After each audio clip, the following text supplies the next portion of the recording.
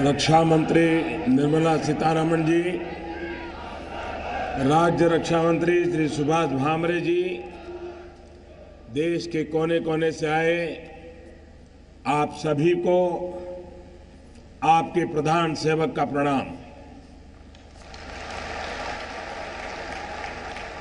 आप सभी भूतपूर्व नहीं अभूतपूर्व है,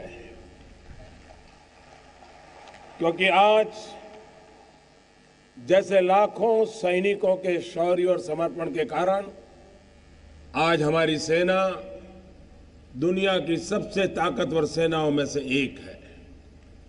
दुनिया के सबसे बड़े लोकतंत्र में आपने अपने शौर्य और समर्पण से जो परंपरा स्थापित की है, वह परंपरा अतुलनीय है।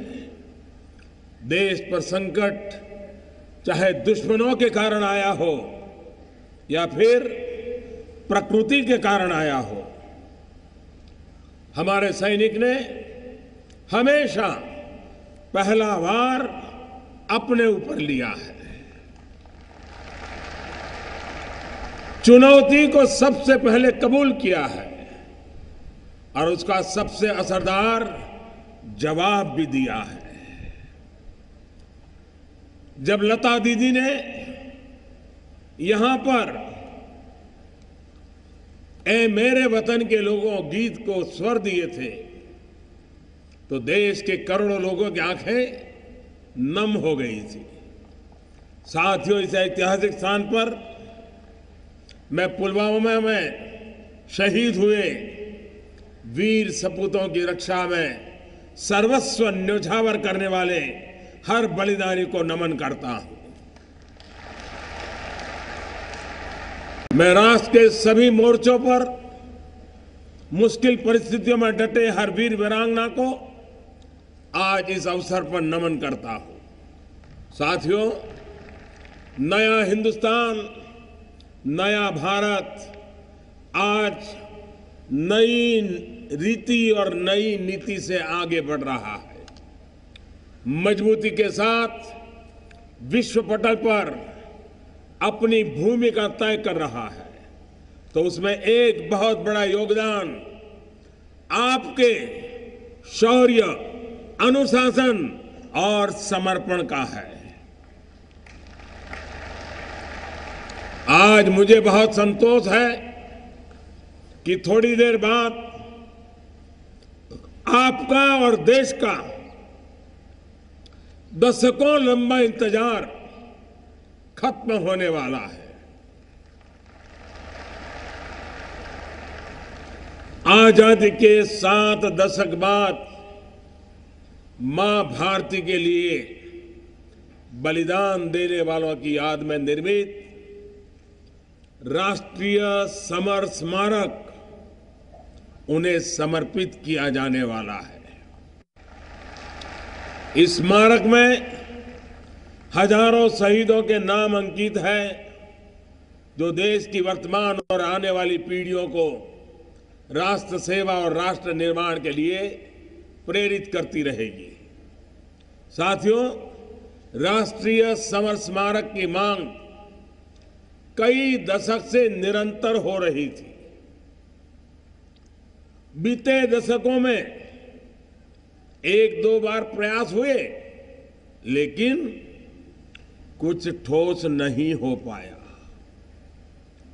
आपके आशीर्वाद से साल 2014 में हमने राष्ट्रीय समर स्मारक बनाने के लिए प्रक्रिया शुरू की और आज तय समय से पहले इसका लोकार्पण भी होने वाला है। आप सभी ने राष्ट्र के लिए एक अद्भुत स्मृति का सृजन किया है। साथियों, यह स्मारक इस बात का भी प्रतीक है कि संकल्प लेकर उसे सिद्ध कैसे किया जाता है। ऐसा ही एक संकल्प मैंने आपके सामने किया था वन रैंक मैन पेंशन को लेकर के।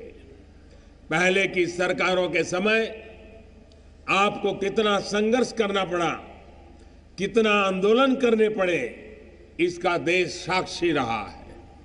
अब देश और आप सभी इस बात के भी साक्षी हैं कि वन रैंक वन पेंशन न सिर्फ लागू हो चुका है, बल्कि अब तक 35,000 करोड़ रुपए हमारी सरकार द्वारा वितरित किए जा चुके हैं। सरकार का पेंशन बजट जो पहले 44,000 करोड़ रुपए था, अब वो बढ़कर के 1,12,000 करोड़ रुपए से ज्यादा हो चुका है। सोचिए, एक वो भी सरकार थी जो कहती थी कि सिर्फ 500 करोड़ रुपए में वन रैंक वन पेंशन लागू हो जाएगा। साथियों, ओआरओपी को लागू होने से आप सभी की पेंशन में 40% की बढ़ोतरी हुई है। इतना ही नहीं, मौजूदा सैनिकों की सैलरी में भी 2014 की तुलना में करीब 55% की वृद्धि हुई है। इसके अलावा आप सभी पूर्व सैनिकों से जुड़ी दूसरी सुविधाओं को भी सरकार द्वारा ध्यान रखा जा रहा है। आपको पेंशन से जुड़ी शिकायतों के लिए दफ्तरों के चक्कर न काटना पड़े, इसके लिए एक ऑनलाइन सिस्टम बनाने पर काम चल रहा है। इसी प्रकार हमारी सरकार ने ये प्रावधान किया है कि जो सैनिक लाइन ऑफ कंट्रोल या अंतर्राष्ट्रीय सीमा पर दुश्मनों से लोहा लेने के लिए तैनात रहते हैं, उनको अगर हादसे से, बाढ़ या तूफान या भूस्खलन जैसी अनेक प्राकृतिक आपदाओं में अगर चोट लगती है या शहादत मिलती है, तो वह सैनिक या उनका परिवार भी पेंशन का हकदार होगा। बहुत लंबे समय से आपकी मांग थी कि आपके लिए सुपर स्पेशलिटी अस्पताल बनाए जाएं। आज इस ऐतिहासिक अवसर पर मुझे आपको ये बताने का सौभाग्य मिला है कि एक नहीं बल्कि हम ऐसे 3 सुपर स्पेशलिटी अस्पताल बनाने जा रहे हैं।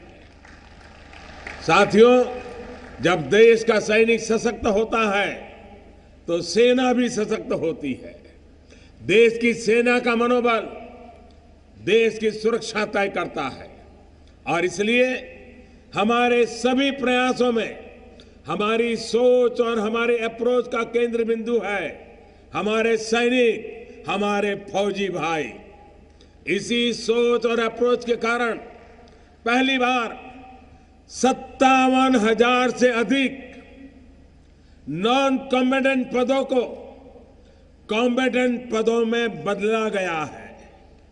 इसी सोच के कारण सैनिक की क्षमता बढ़ाने के लिए उन पर डेयरी फार्म जैसे कार्यों के बोझ को भी हटाया जा रहा है।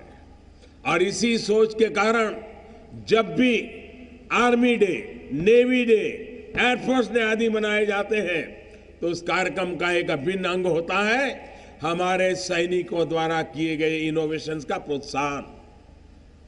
सैनिकों का सम्मान हो, उनके शौर्य और अदम्य साहस के बारे में देश के बच्चे बच्चे को जानकारी हो, इसी सोच के साथ हमने 15 अगस्त 2017 को गैलेंट्री अवार्ड्स का पोर्टल भी लॉन्च किया।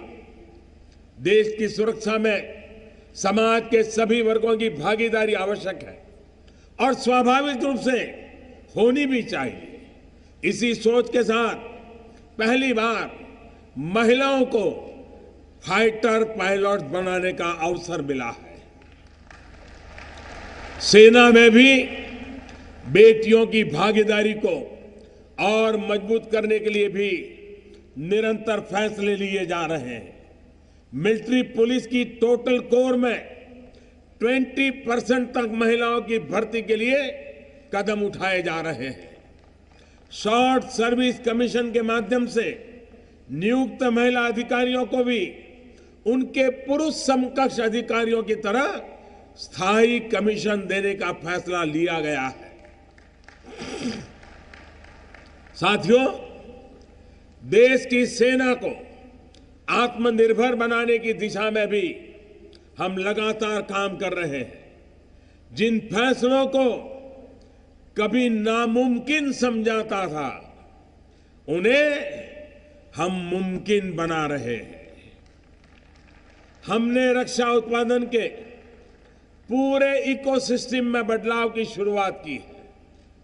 लाइसेंसिंग प्रक्रिया से एक्सपोर्ट की प्रक्रिया तक हम पूरे सिस्टम में पारदर्शिता और लेवल प्लेइंग फील्ड ला रहे हैं।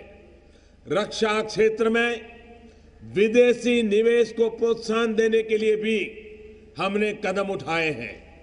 अब 49% तक एफडीआई ऑटोमेटिक रूट से किया जा सकता है और कुछ क्षेत्रों में 100% एफडीआई का भी प्रावधान किया गया है।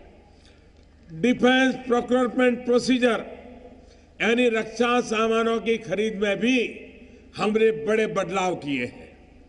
इसमें मेक इन इंडिया को प्रोत्साहन दिया जा रहा है।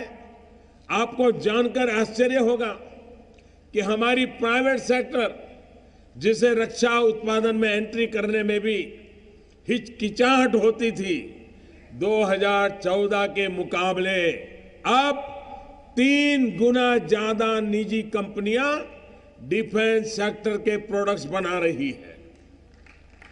हम डिफेंस प्रोक्योरमेंट प्रक्रिया को निश्चित समय में पूरा करने के लिए भी प्रयासरत है।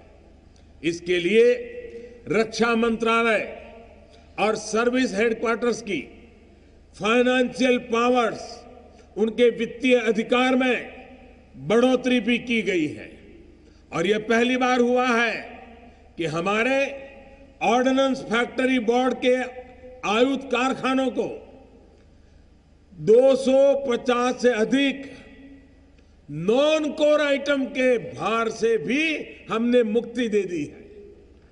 अब हमारी सेनाएं बिना किसी एनओसी यानी नो ऑब्जेक्शन सर्टिफिकेट के इन आइटम्स को निजी क्षेत्र से खरीद सकती है।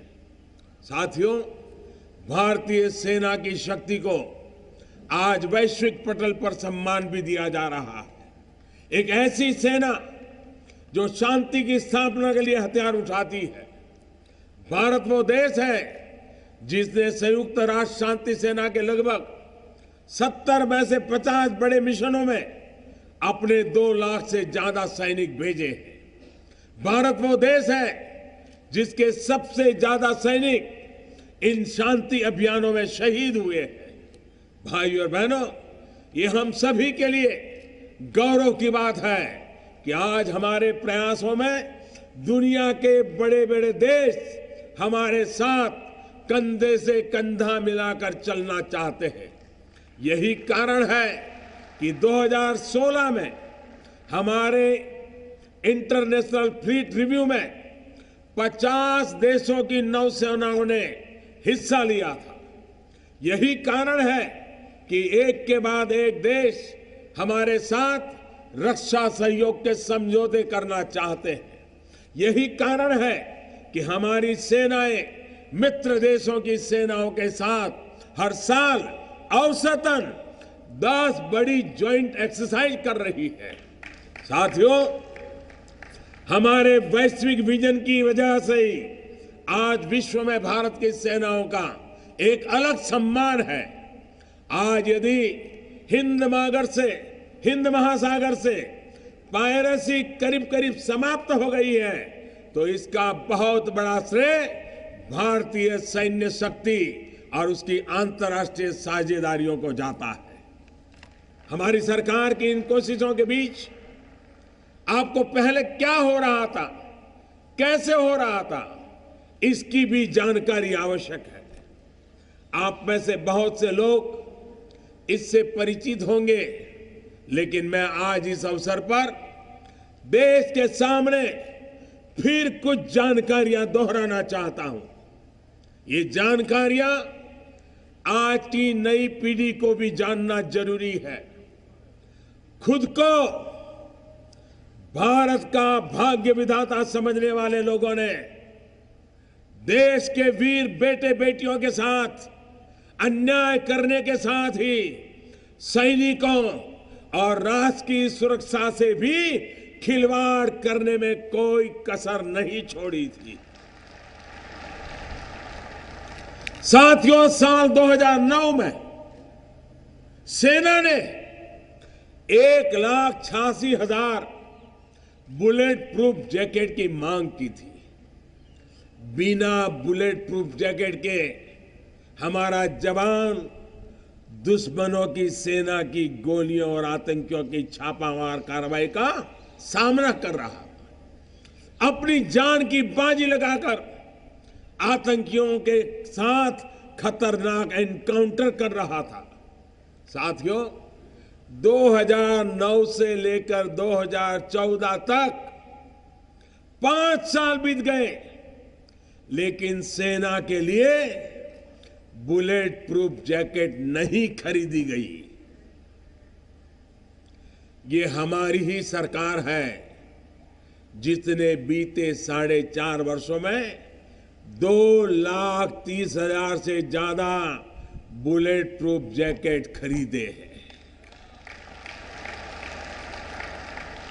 अब आप बताइए, हमारे जवानों को सुरक्षा कवच से वंचित रखने का पाप किया गया कि नहीं किया गया? ये पाप, ये कलंक किसके माथे पर है? साथियों, जवानों के साथ, देश की सुरक्षा के साथ भी ऐसी ही आपराधिक लापरवाही बरती गई है। पहले सरकार चलाने वालों का रवैया सेना को लेकर कैसे रहा, ये मुझसे ज्यादा आप जानते हैं। सेना और देश की सुरक्षा को उन लोगों ने अपनी कमाई का साधन बना लिया था। शायद शहीदों को याद करके उन्हें कुछ मिल नहीं सकता था, इसलिए उन्हें भुलाना ही उन्हें आसान लगा। साथियों, बोफोर्स से लेकर हेलीकॉप्टर तक सारी जांच का एक ही परिवार तक पहुंचना बहुत कुछ कह जाता है।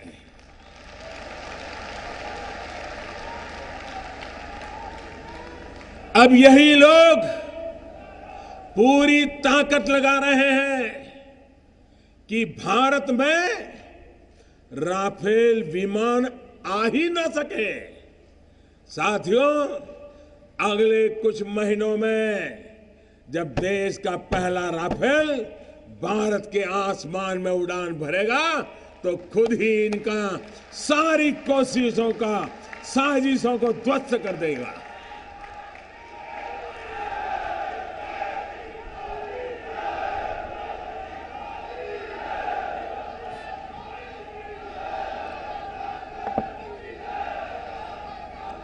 साथियों, देश की सेना को मजबूत करने के लिए हमारी सरकार उसे अत्याधुनिक एयरक्राफ्ट, हेलीकॉप्टर, पनडुब्बियां, जहाज और अन्य हथियार से युक्त कर रही है।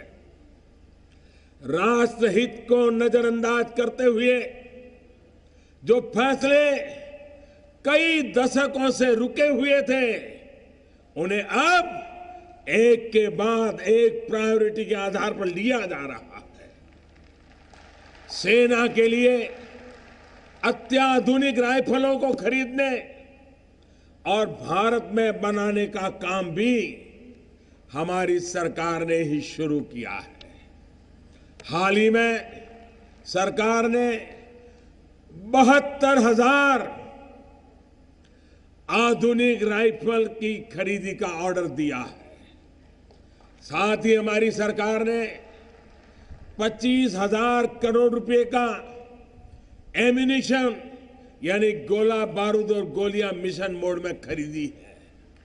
साथियों, सेना को मजबूत करने की बात हो या फिर शहीदों को सम्मान, कुछ लोगों के लिए देश से भी बड़ा अपना परिवार है,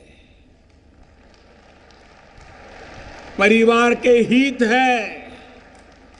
आज देश को राष्ट्रीय समर स्मारक मिलने जा रहा है, लेकिन राष्ट्रीय पुलिस मेमोरियल की भी तो यही कहानी थी।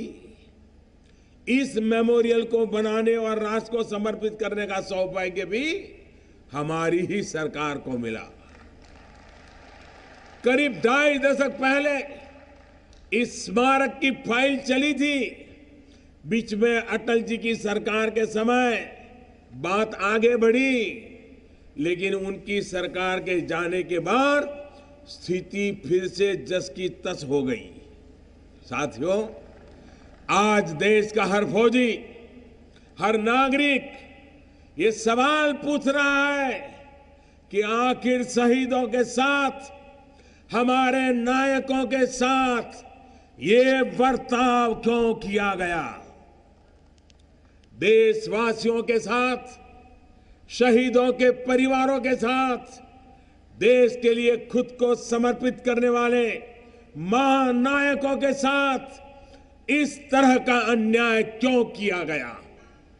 आखिर वो कौन सी वजह थी जिसकी वजह से किसी का ध्यान शहीदों के लिए स्मारक पर नहीं गया। भाई और बहनों, इंडिया फर्स्ट या फैमिली फर्स्ट,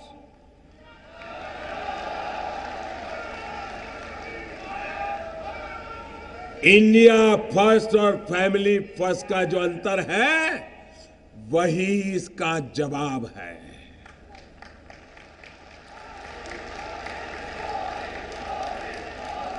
स्कूल से लेकर अस्पताल तक, हाईवे से लेकर एयरपोर्ट तक, स्टेडियम से लेकर अवार्ड तक, हम देखते आ रहे थे हर जगह एक ही परिवार का नाम जुड़ा रहता था। एक ही परिवार के गुणगान का परिणाम, उसका दुष्परिणाम ये निकला कि इनकी सरकारों में भारत के इतिहास, भारत की महानता या फिर भारत की परंपरा को कभी महत्व मिला ही नहीं। इसलिए सरकार में आने के बाद हम स्थिति को बदलने में हर तरह से जुटे गए। आज सरदार पटेल हो या बाबा साहब आंबेडकर हो या फिर नेताजी सुभाष चंद्र बोस हो, हमारे राष्ट्र पुरुषों को राष्ट्र के गौरव के साथ, न्यू इंडिया की आत्मा, उसकी पहचान के साथ जोड़ा गया है। साथियों, मेरा यह भी स्पष्ट मानना है और ये मैं दिल से बताता हूं, मेरा स्पष्ट मानना है कि मोदी महत्वपूर्ण नहीं है, बल्कि इस देश की सभ्यता, संस्कृति और इतिहास सबसे ऊपर है।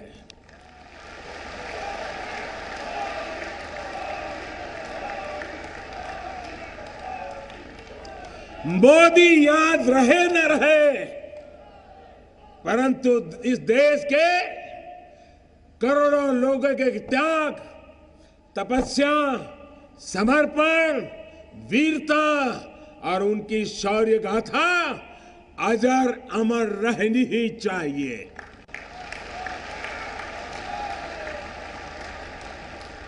साथियों, पूर्व सैनिकों और शहीदों के परिवारों का जीवन आसान बनाने के लिए अनेक कदम बीते 4.5 वर्ष में उठाए हैं।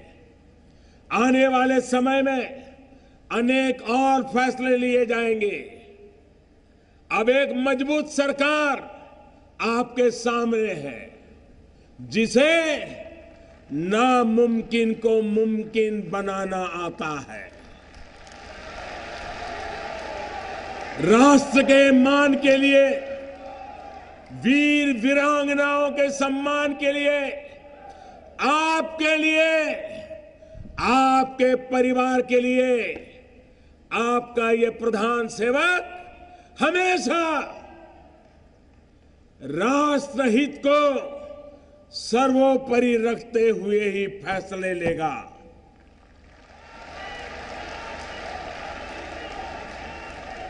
देश की सुरक्षा, देश की प्रगति, देश का विकास, मेरे लिए ये लक्ष्य इतने पवित्र है कि मैं हर मुश्किल, हर साजिश, मेरी राह में आए हर रोड़े से लड़ने के लिए तैयार हूं।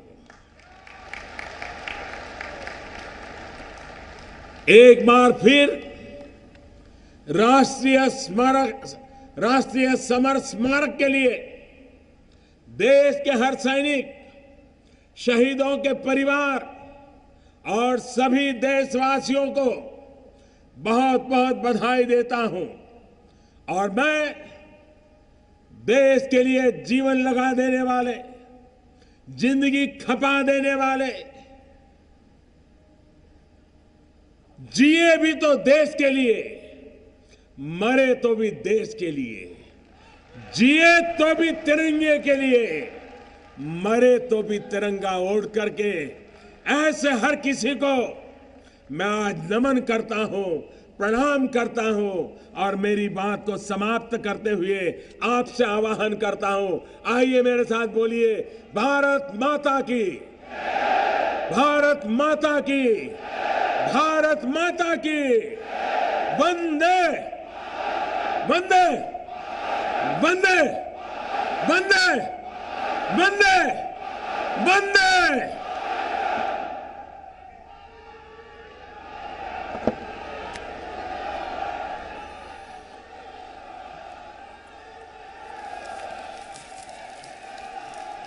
इतना जोश भर दिया है प्रधानमंत्री जी ने कि आज हर व्यक्ति यह कह रहा है, कान આ યુદ્ધ સ્મારકનું ઉદ્ઘાટન કરવામાં આવ્યું છે અને સંબોધનની અંદર વડાપ્રધાન જે કહી રહ્યા હતા, સૈનિકો માટે ખાસ કરી વન રેન્ક વન પેન્શનની તેમણે વાત કરી અને સાથે સાથે સૈનિકો માટે જે કાર્યક્રમો તેમની સરકારમાં કરવામાં આવ્યા છે, જે યોજનાઓ લાગુ પાડવામાં આવી છે, તે તમામ વિશે તેમણે વાત કરી।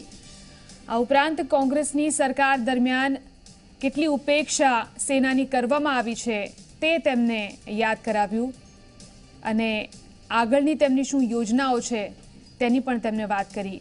તો માત્ર 2 જ વર્ષમાં રાષ્ટ્રીય યુદ્ધ સ્મારક તૈયાર કરવામાં આવ્યું છે।